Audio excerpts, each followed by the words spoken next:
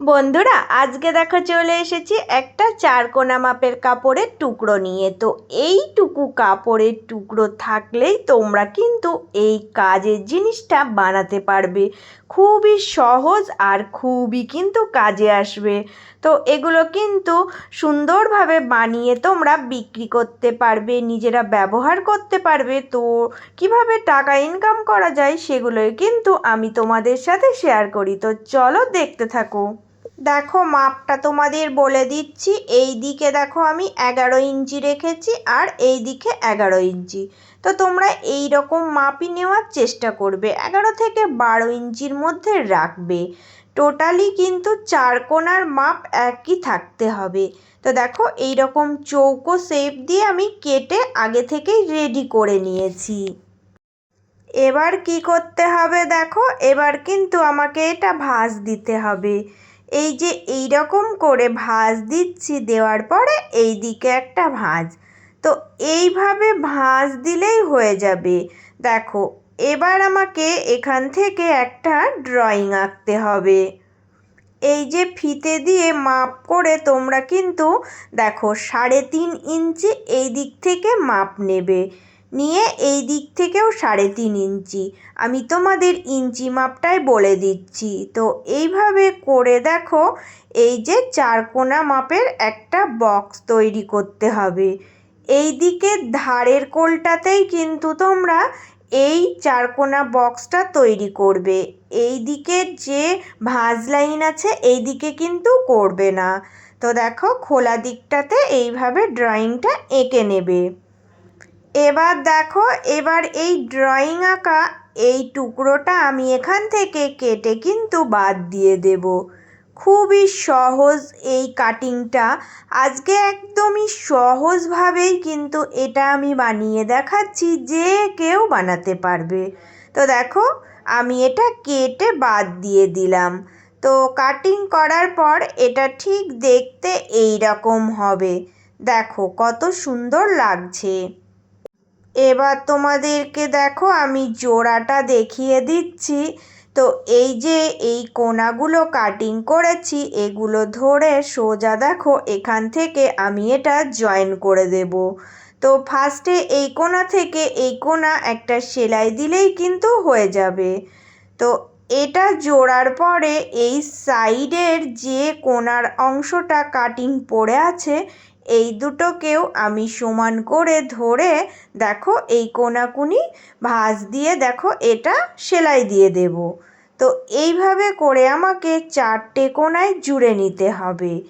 একই প্রসেস, কোণাকুনি ধরে 4টে কোণা আমি কিন্তু সেলাই দিয়ে দেখো জয়েন করে নিচ্ছি।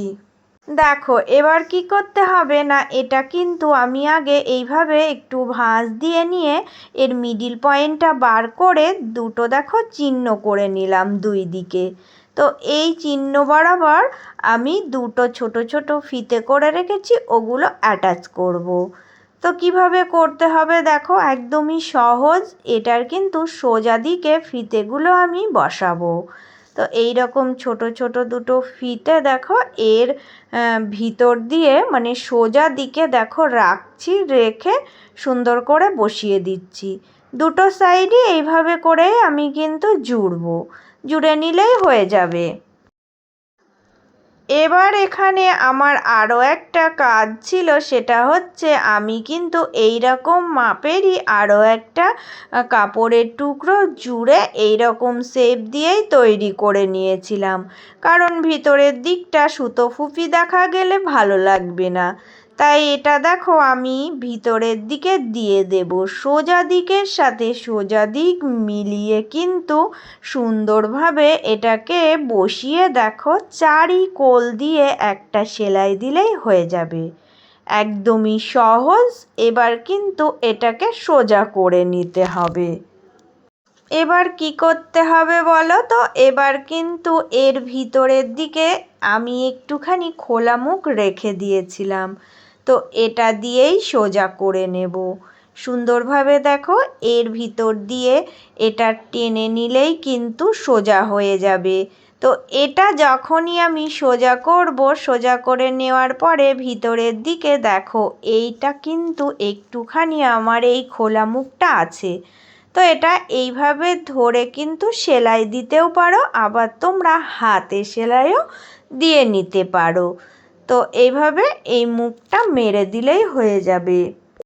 কত সুন্দরভাবে দেখো একটা কিন্তু ছোট্ট মিনি ব্যাগ তৈরি হয়ে গেল। এটা কত কাজে আসবে তোমাদেরকে আমি দেখাচ্ছি। তার আগে এই জিনিসটার আরও একটু সৌন্দর্য বাড়িয়ে নিচ্ছি। যখন এগুলো আমরা সেল করতে যাব তখন কিন্তু একটু সুন্দরভাবে এটা সাজিয়ে তুলতে হবে। তাই আমি এখানে দেখো একটা লেস নিয়েছি। এই লেসটা এইভাবে চারিকোল দিয়ে বসিয়ে সেলাই করব। তো শুধু এইভাবে উপর দিয়ে সেলাই দিয়ে দিলেই হয়ে যাবে। তো বন্ধুরা, আজকে যারা নতুন এসেছো, আমার ভিডিও প্রথম দেখছো, তোমাদের যদি ভালো লাগে আমার চ্যানেলটা সাবস্ক্রাইব করে নিয়ে পাশে থেকো। আর যারা প্রত্যেক দিন আমার ভিডিওগুলো ধৈর্য সহকারে দেখো তাদের জন্য তো রইল আমার সব সময় অনেক অনেক ভালোবাসা। তো এবার তোমাদের পুরো লুকটা দেখাচ্ছি কত সুন্দর হয়েছে। আর এটা কি কাজে ব্যবহার করবে দেখো। বাড়িতে কিন্তু অনেক ছোট ছোট এইরকম ক্লিপ কাটা অনেক কিছুই কিন্তু ছড়িয়ে ছিটে থাকে। তো এগুলোকে দেখো ছড়িয়ে ছিটিয়ে না রেখে এর ভিতরে যদি তোমরা গুছিয়ে রাখো তাহলে দেখতেও ভালো লাগবে। আর এই কাজের জিনিসটা কত সুন্দরভাবে কাজে লেগে গেল দেখো। শুধুমাত্র এক টুকরো কাপড় দিয়েই আমি এটা তোমাদের বানিয়ে দেখালাম। দোকানে কেনা জিনিসের থেকে এটা কিন্তু অনেক দামি একটা জিনিস।